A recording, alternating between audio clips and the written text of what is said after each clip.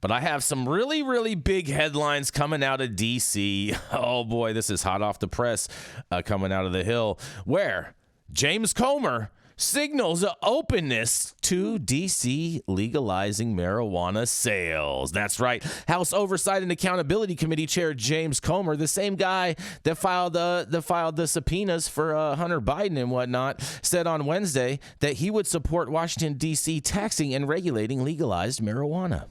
Comer told reporters he would support it if that is what the city wants.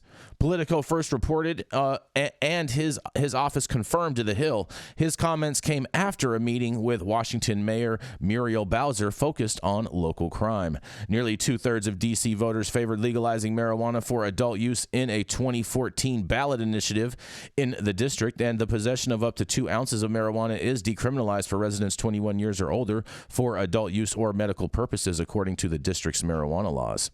Marijuana remains federally illegal, of course, making it issue a legal gray area. Comer's comments differ from congressional Republicans' views on marijuana sales in the past. In March 2022, the GOP preserved a years-old provision known as the Harris Rider, which bars the legalization of adult use sales, and local officials have pushed Congress to remove the rider by arguing that the cash-only market has caused more robberies and other violent crime. Bowser and other local officials have been criticized after crime shot up across the district this year. Representative Henry Cellular, Democrat from Texas, was carjacked outside his Navy Yard apartment in October, and in February, Representative Angie Craig, Democrat from Minnesota, was attacked and assaulted in her D.C. apartment building's elevator.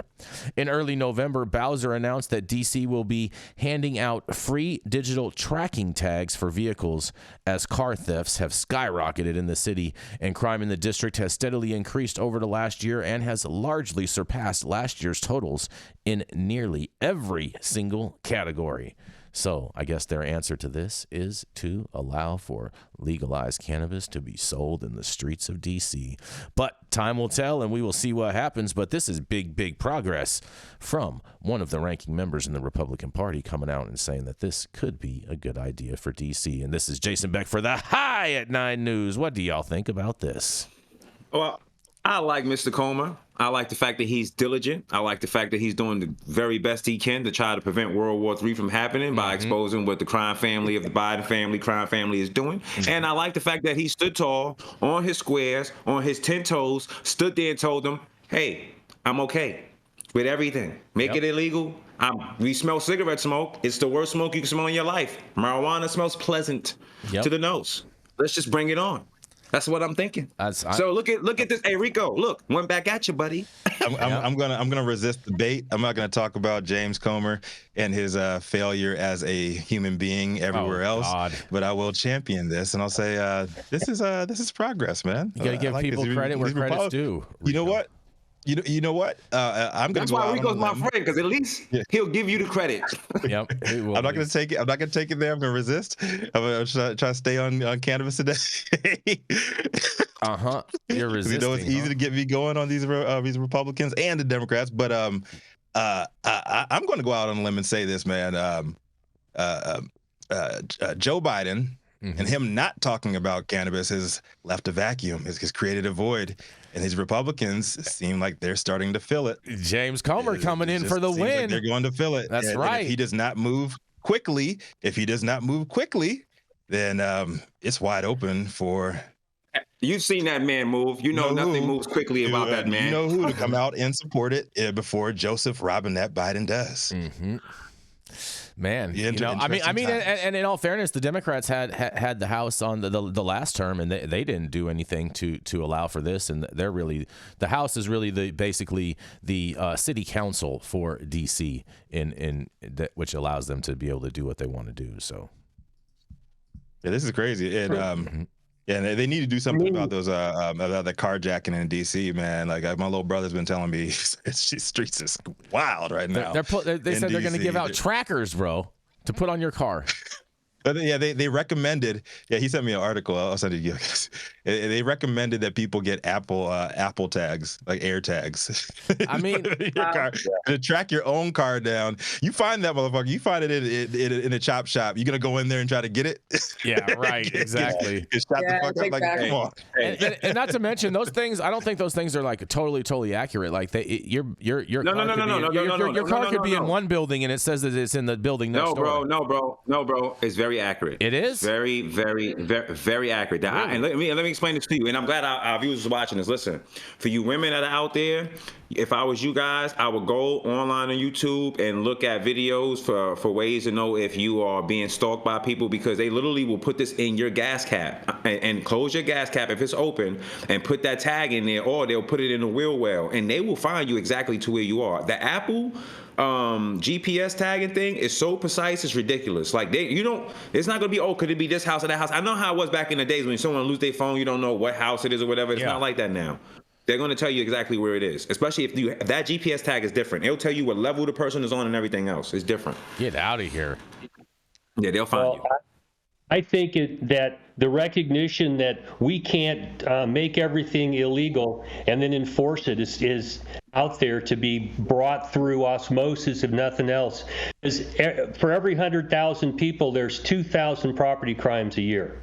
Okay, there's 6 murders. I mean, there's 360 violent crimes a year.